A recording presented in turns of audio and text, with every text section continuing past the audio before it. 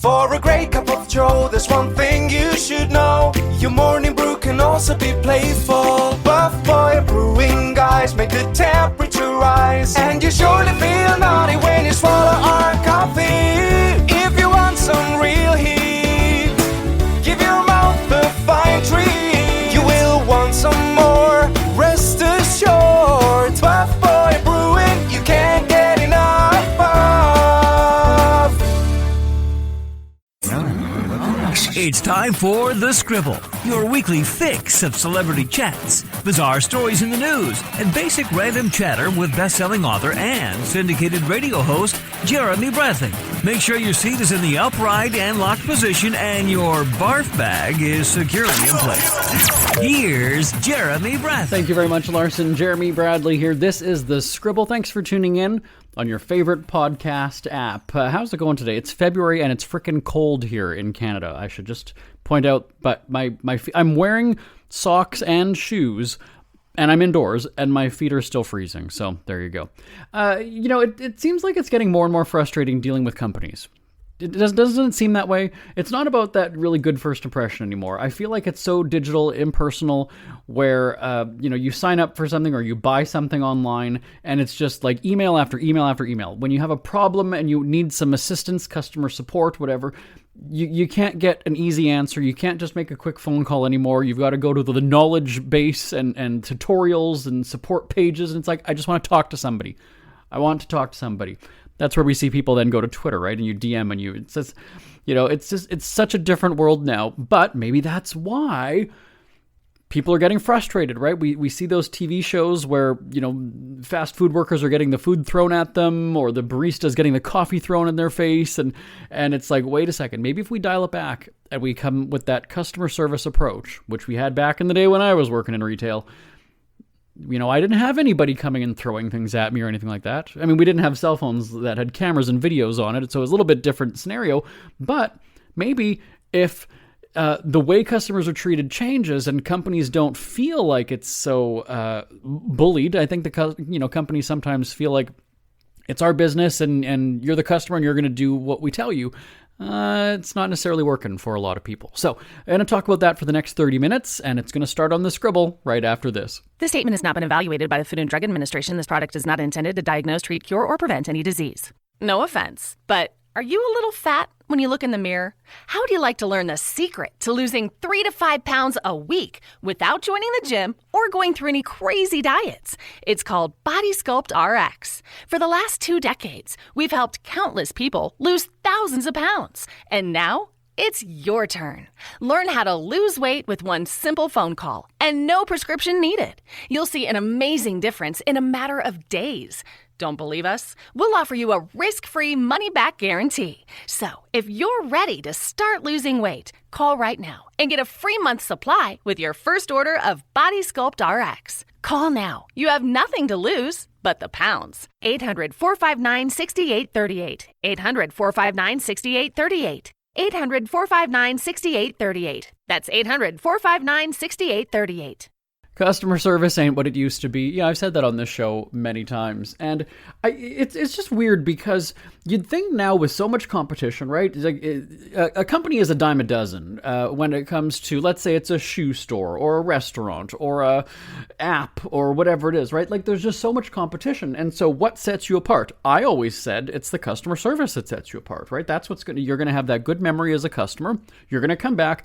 We know, especially now with social media, you have a bad experience. You're going to tell that to one person, 2 people, 3, 5. You're going to post it. It's going to reach your 600 friends and family or 10,000 followers, whatever it is that you have.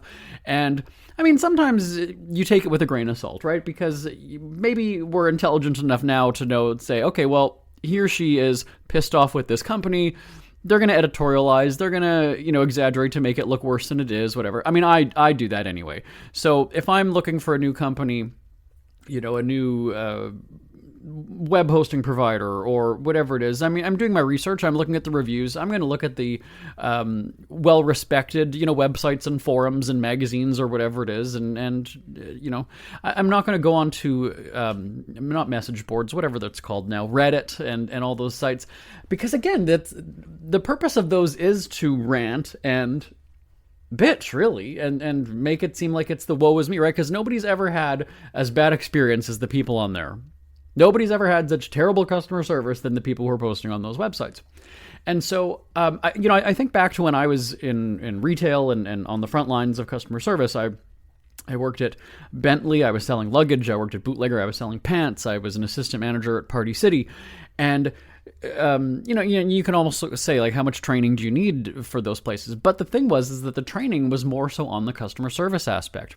Yes, I'm going to learn about balloons and the different decorations and things like that. But the focus was, from what I remember, was customers number one. So if you're standing there and you're putting, products on shelves, or you're unloading boxes or whatever it is, a customer is at the register, a customer needs help, you stop what you're doing and you go and help them. And I remember having chats with employees who just felt like that they felt like they didn't get their job done because, I didn't even get through this whole box the entire shift. Well, that's a good thing though, because that means that you were helping customers, and that's why we're all here. And that was the attitude that I had as an assistant manager, because that's just what you did. I mean, you'd bend over backwards, you'd go out of your way to help. We didn't have, now again, it was also a different story back then. We didn't have people coming at us with camera phones and swearing at us and throwing things and, whatever. The biggest threat back then was, I guess, somebody perhaps, no, it didn't really happen. Yeah, I guess you'd have somebody come in and, if they had a bad moment or situation, there was the threat of, I'm going to call the corporate office. And most of the people wouldn't, because now again, we're going back to the days of before social media and really internet. I'm trying to think, we had email at Party City, but internet wasn't really a big thing. And so I think that people probably wouldn't have even known how to reach the corporate office, because, not everybody had websites and everything 20 some years ago. And so, but that was scary enough for us. You didn't want that threat of, I'm going to call the corporate office and complain about this. You had the odd person who'd want to speak to the manager, and, but it wasn't as demanding as it is today. And so I look at the landscape of customer service and the way businesses operate, and I feel like it's really gone downhill, and this is where that frustration comes in. You have all these confrontations, and we should be mature enough and smart enough to not take it out on the poor counter person who's just doing their job or following the policy or whatever it is. If it's the owner or whoever who made the policy, well, then yell at them. It's their policy, but not just the person who's they're taking your order or whatever it is. And so this is where the frustration is. And I mentioned, web hosting or whatever services or products you might buy. And so we are designing a website for a client, and they have their, they wanted to sign up for web hosting with this company and whatever. So you go and you sign up, and then you get the confirmation email after you sign up, which of course, fine, you want to make sure that it went through or whatever. And then 2 minutes later, you get another email. And then 5 minutes later, you get another email. And then another 5 minutes. We had 5 emails within about, 20 some minutes of signing up for their website. Now, you could look at this both ways, right? You could go and say, well, rather than one long email that people aren't going to read, they're going to miss something here. The subject line will tell you what it's about, and you can, so you've got them for reference if you have to pull up the email, and okay. But you're distracting me from what I'm trying to do. Like, I just bought your product, right? I just signed up for your web hosting, and now I'm constantly getting these notifications of emails, and you're pulling me away from it. So let me focus. This should be an exciting time, right? I just signed up. I'm gonna get things going, and then ding, ding, ding, all these emails popping up, and I've got to look away, and I'm gonna click off, and I'm gonna go and read what you're telling me. And so then they also wanted to sign up for a stock photo website, and so we go and sign up. And I know there's a whole bunch of free, pictures on the internet, but whatever, they want to do that. I hope they're not listening to this, but they've got money, so whatever, do it. And again, you get the confirmation for the sign up, and then you get an offer, and then you get something else. And again, it was 5 or 6 emails within 27. So even just signing up for those 2 things, and then they're doing like an e-commerce website. So then you have to sign up for the payment provider, right? To do the transactions. And then you've got to confirm the email address. You always get the email to confirm your email address. And then you've got the what is it called? The 2-something authentication. And then everybody wants your cell phone number now too, right? So you can't just go. You got to have the 2 points. And so after we had signed up for a website, a stock photo thing, and then a payment processor, we go back to the email, because I just stopped looking at the email box. It was 12 or 13 emails just in the matter of like an hour. And so this is the thing, is that the impression that I'm going to get now is, you're already annoying me. And now that's a very bad first experience for me to have. Now, maybe not everybody is the type of person who will cancel the service because of the annoyance that is, but I will. I'm just going to be like, you know what? I realize you can opt out of emails and crap like that, but this is just too clingy. It's too clingy. I understand e-marketing or what is it called? Digital marketing and email blasts and whatever. It doesn't work for me. It just doesn't. Now, on the flip side of that, this is where it's very strange, because they will be so, in your face right off the bat with information, just bombarding you. But then when you need help, have you noticed now that, you go to the website, the company website, whatever it is, and there's not necessarily a phone number very easy to find. There might not even be an email address really easy to find, or even a contact form. You'll click on the contact or the support or help tab, but then you're going to get this like a knowledge base or a reference and all these tutorials on how to solve your own problem. So it's strange, where it's like, okay, you're in my face with all these messages, but then you don't want me to have interaction with your staff. So like, how, and if I'd want to just cancel my subscription, that's also the hardest thing to find, because then you get this, are you sure we can downgrade you? And I understand you want to save your customer and keep getting revenue from them, but give me the phone number. I'm going to press 0, whatever the hell the number is, and there we go. And I don't know. I feel like it's not the customer's number one anymore. It's just really not. And then we see this trickle down of the attitude that customers have, where they feel like they should be number one. And I mean, I've lost my patience with people. And again, I wonder if it's the training that they get. Is it focused on, because, you go onto the support website for a company and they're potentially helping, 6 or 7 other people through their chat program or whatever it is. Like there is that one-on-one interaction, like when you call and you get help. And I find that it's taking a lot longer to get a problem resolved, though.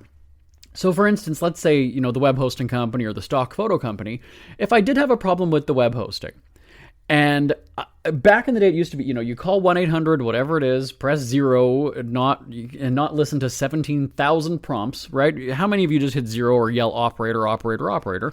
And you could maybe get your answer and be off the phone within 5 minutes.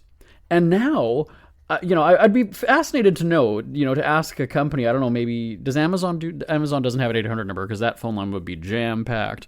But, whatever would be, the airlines or whatever, like, what is the average call length? Because I'm sure it's increased by a lot lately, nowadays. And I'm not even talking about like Corona or what. I'm just saying, like, in general, basic customer service. If you call, the cell phone company or the furniture company, well, I don't even know. I'm just making, right? Like, think about it. When you've called for assistance, are you on and off the call within 5 minutes? I don't know that you are. I don't think so. Because, then you're going to get, oh, well, it's a different department, I'll have to transfer you. Or then they want every single piece of information about your account. Again, I totally get that it's about security or whatever, but if I'm just calling with a basic inquiry, then, like, just, I want the answer. You don't need to log in, do this, other. Just tell me. I just have a question for you. Just give me the answer, and then I'm on my way. But instead, and can I get your zip code, please? And then the last 4, it's like, oh my God, I don't even want to anymore. So you're at between a rock and a hard place, where you want to maybe just get the answer on the website, but then you think it's going to be quicker to call in, but it's not going to be quicker to call in. It's actually just going to be more frustrating. And then, there was one day, it was a couple weeks ago, and I remember I texted this big long rant to a couple people because I just couldn't believe it, where I was having a fight with my cell phone company, my internet company at home, and my credit card, and then my bank, and then there was one other one. I don't remember who it was. FedEx or something, too. I was just like, why am I having to... Half of my day, I think I spent about... I spent 3 hours going back and forth with the cell phone company, but in total, it was like I just spent 5 hours of my day trying to get help for something that's just so simple. And so again, it just makes you want to go, it's like, oh my God, just cancel it. Just cancel it. Just cancel.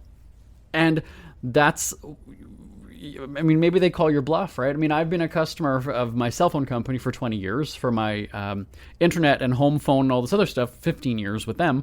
So it's just, I don't know, you don't have to do anything. It's just already set up. It's just, whatever. But if I want to make a change, I don't like being told that I have to have this. Like, give me the options. I don't, with cell phones especially, you have them going, 4 gigabyte, 8 gigabyte, 10 gigabyte, 20 gigabytes. I'm like, I barely use my phone as it is. I want less. I'm not one of those people who's calling in to get more put on my account. I don't need half of the features that I have right now. So I want less data. I want less, whatever, not talk time, I guess, but, whatever. I don't want to be paying as much because I don't use it. I mean, I've got money, but what I feel is like, it's give me the choices. You don't force me into having, like, you're basically telling me that I need to be addicted to my phone now. That's the one that just really, it's the cell phone company that just really sort of sticks out of my mind. And because I've got a Canadian and an American cell phone, just because I'm in between countries with my work, that it's the Canadian one that's just so bad, where I'm with one of the major telephone companies, and they all have their little offshoots, like their little budget brands that they have underneath them, but it's still part of the same company. And so I'm challenging the big parent company. I'm like, well, you guys have this other brand that offers, $15 or $20 a month, but you don't, though. So I realize that if I were to downgrade and leave you, company ABC, and go to your smaller company, company DEF, the money is still in a roundabout way coming to you. But why are you pissing me off like that? Right? Like that's the thing. No, there's nothing we can do. Nope, there's nothing we can do. Nope. So flashing back now to when I was working retail, you did what you could. And, again, think about the customer service you receive. It's just so very, no. You might get the odd person now who's like, oh, that's a good question. Let me look into that. Oh, let me get back to you on that. Because that's what we would do. When when the person is standing face to face, like, that was just the level of customer service you provided. And so I find it frustrating. Like, if I don't have to deal with a company, I'm happy. Just let me, it's smooth. And so even when I was calling, the cell phone company, they're like, oh, well, we don't have any record of the last time you called. Right, because I don't call you. I'm not calling in all the time and complaining or asking. It's just set it and forget it, let it go. I pay month to month. It's good, And then the one time that I do need help, I'm like pulling out my hair and sitting. It literally was 3 hours. I'm not kidding you, you guys. It was, I think I started at like 10 o'clock in the morning, or it was about 11 in the morning. I don't get up that early. About 11 in the morning. And I went onto their website to do the chat. And it was just taking too long. I don't like doing that either, because that's taking even longer than just having a conversation, right? So I call in thinking, okay, well, there's a long wait, 13 minutes to talk to the next person. And then you hear that same god-awful hold music over and over again. And then I got disconnected, so then I've got to call in again. And then I get just the general line that's like, oh, well, we need to transfer you to so-and-so. Then I've got to explain the entire story all over again. Verify my account, give you my zip code, give you my whatever. And it's like, I just want something. I just gave it to the last person. Why do I have to give it to you? Can't you see that I just talked to them, or can they tell you that I talked with them? Like, and then you get put on hold, and then you get put on hold, and then you get put on hold, and then you get put on hold. And it's just, I'm getting frustrated now just telling you about it, and I'm not even dealing with a company. Like, it feels like I'm reliving this all over again. Like I just had a fight with a company, when I didn't. But anyway, so tell me your nightmare-like customer service stories. Do you feel that you're getting treated with respect nowadays, or not? Now, we're going to take a break. We're going to come back and talk about just how companies really just bully. There's a grocery chain in Canada that is kind of getting dragged through the mud over a PR scheme that they tried last fall, and it's now coming back to bite them in the ass. More on the Scribble right after this. Listen up, guys. Are you experiencing any of the following? Fatigue, less drive, poor performance? If so, you may be one of the nearly 30 million men in the U.S. today dealing with ED. But did you know you don't have to pay hundreds for a prescription anymore? And you don't have to deal with the hassle of seeing the doctor or the embarrassment of going to the pharmacy for a certain pill. Now with one free call, you can find out how Herbal Virility Max can help you feel like a man again. For over a decade, Herbal Virility Max has helped guys just like you put a smile back on their face with improved performance and drive. Call today and ask about our buy one, get one free offer. Save the money, save the hassles, and get the better blue pill. Dial 800-578-0179. That's 800-578-0179. 800-578-0179. This statement has not been evaluated by the Food and Drug Administration. This product is not intended to diagnose, treat, cure, or prevent any disease. Are you in bad pain? You know what I mean. Your knees hurt, your shoulder hurts, and your back. Oh my God, your back. They're constantly killing you.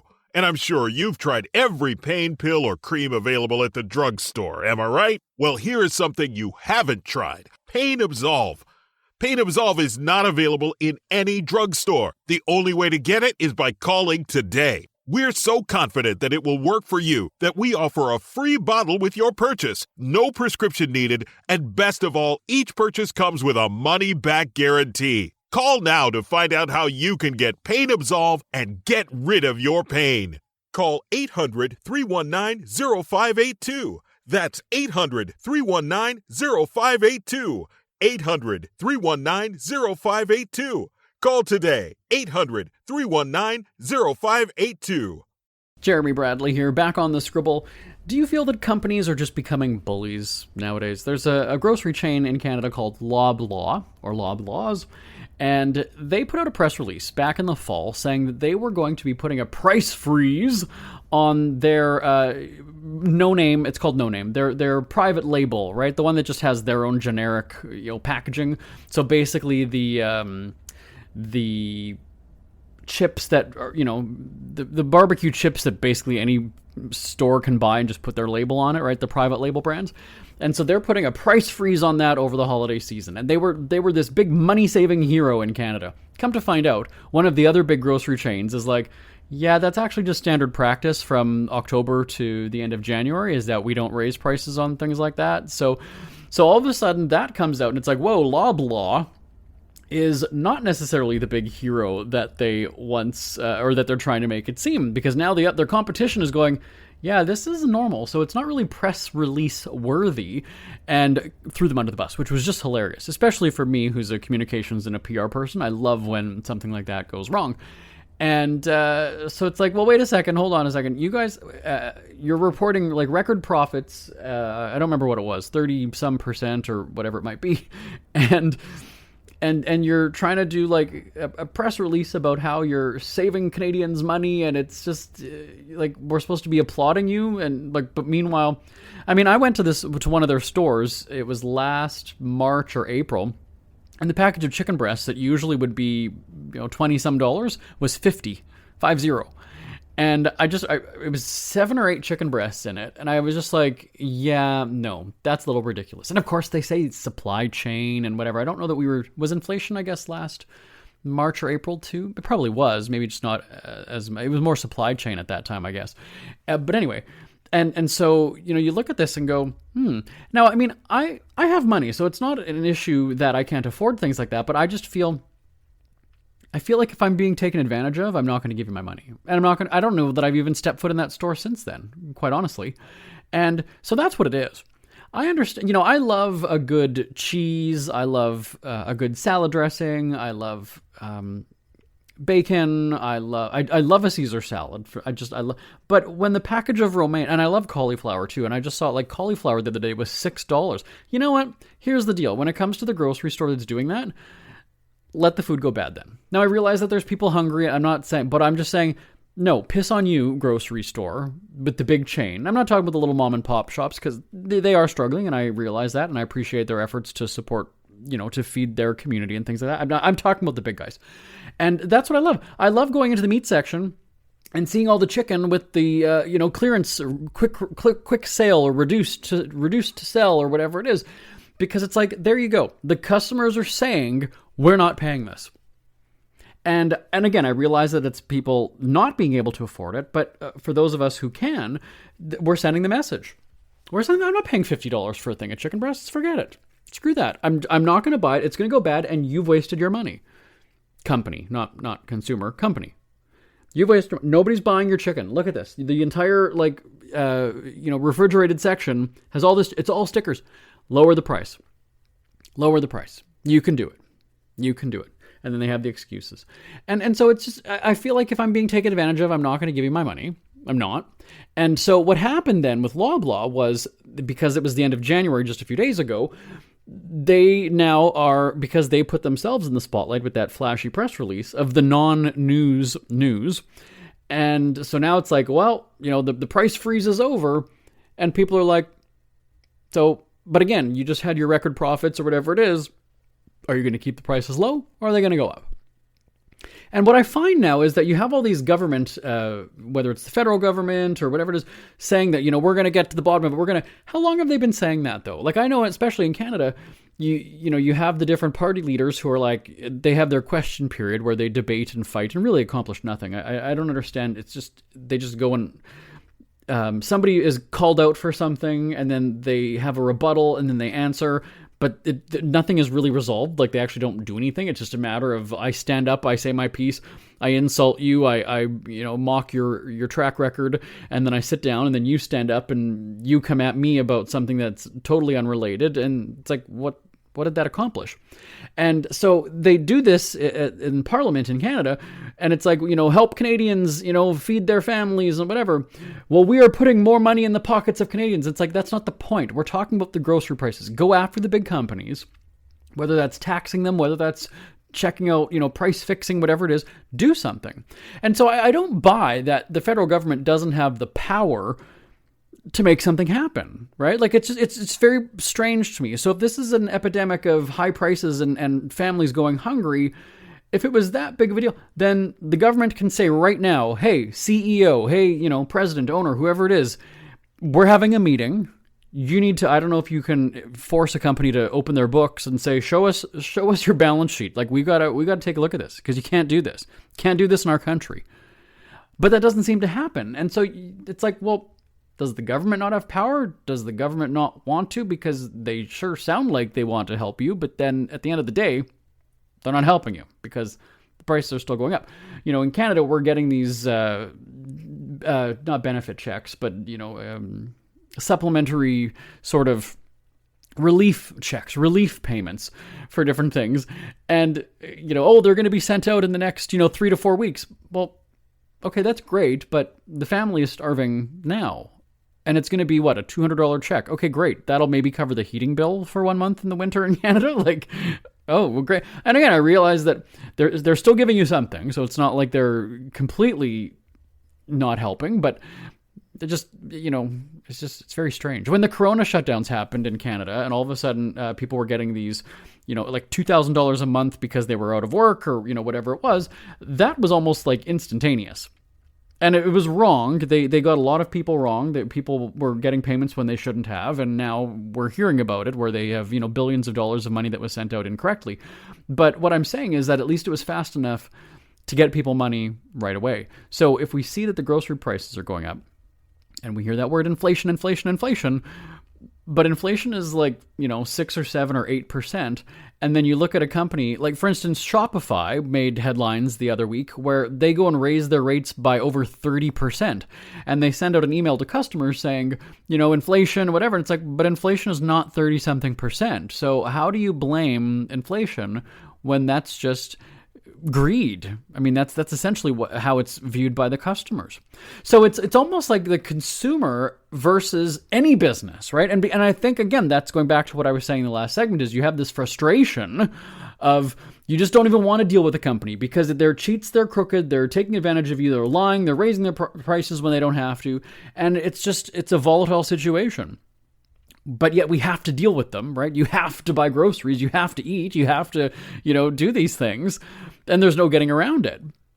But then you don't have trust in that company. You don't, and it's just a vicious cycle. So share your thoughts. Send me an email, live@jbonair.com. We've got one more break. I'll be right back on the Scribble right after this. We hear you chirping. Get scribbling. Tweet up the Scribble at The Scribble Show. Join the discussion with Jeremy Bradley. It's all going down right now on Twitter @The Scribble Show and @thescribbleshow.com. In our final remaining moments, I think back to when I was working in retail. I loved helping customers all day. Like when they had the chore list of all the little bitch jobs to do of, bringing out the boxes and stocking shelves and packing this and moving this and building this setup and whatever. I found any way I could to get out of that. Like I was always wanting to help people and talk to them. I'll ring through customers. I'll show them around the store. I'll help them out. Like, I didn't want to do we've got 7 things on the list today. Ugh, no thanks. My name is Jeremy Bradley. This is The Scribble. Talk to you next time. Bye-bye for now. Want more Scribble? Check out thescribbleshow.com for past shows, celebrity interviews, cheapskate tips, and more. That's at thescribbleshow.com and on Twitter at The Scribble Show. The Scribble is a speak-free media presentation. If you want some